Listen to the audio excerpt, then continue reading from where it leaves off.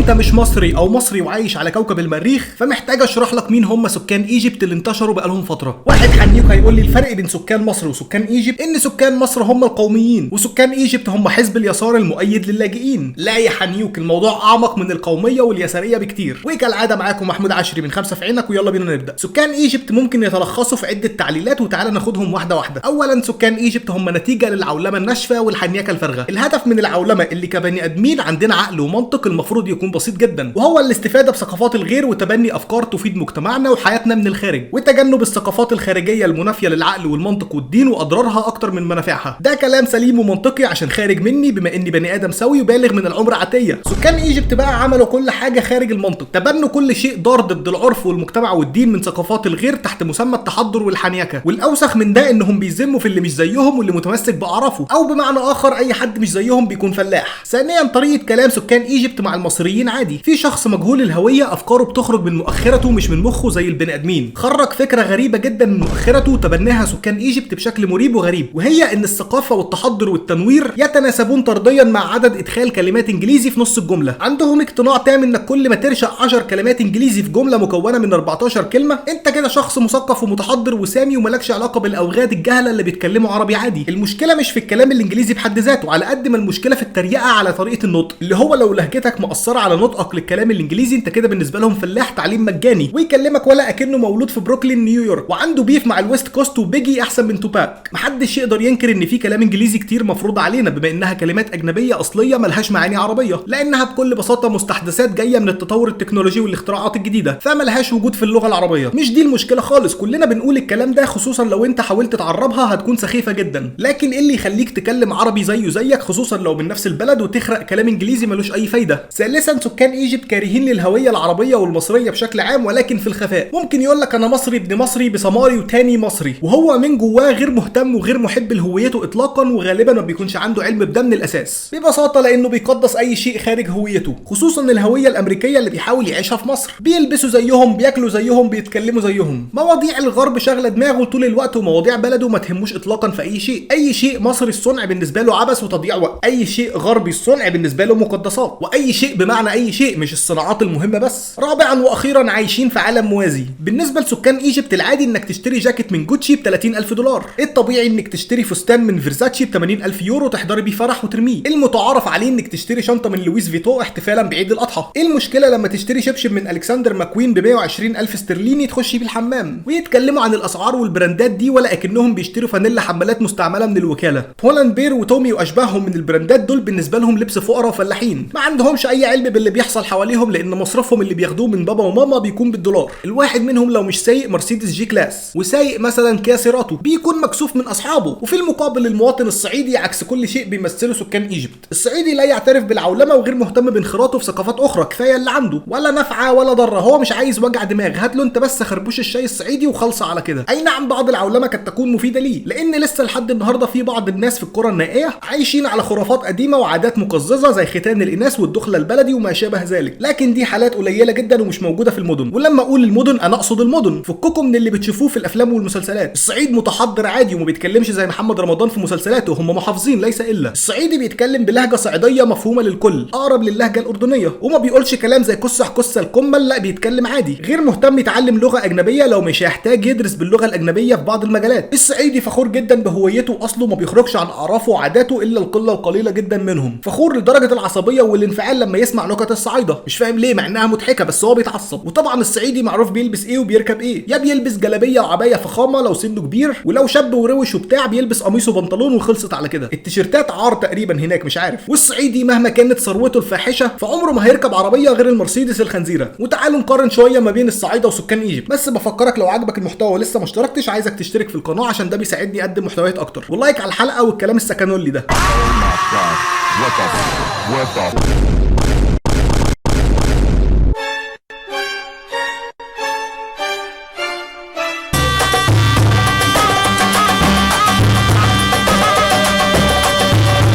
واحد اثنين ثلاثة أربعة خمسة ستة سبعة ثمانية 9.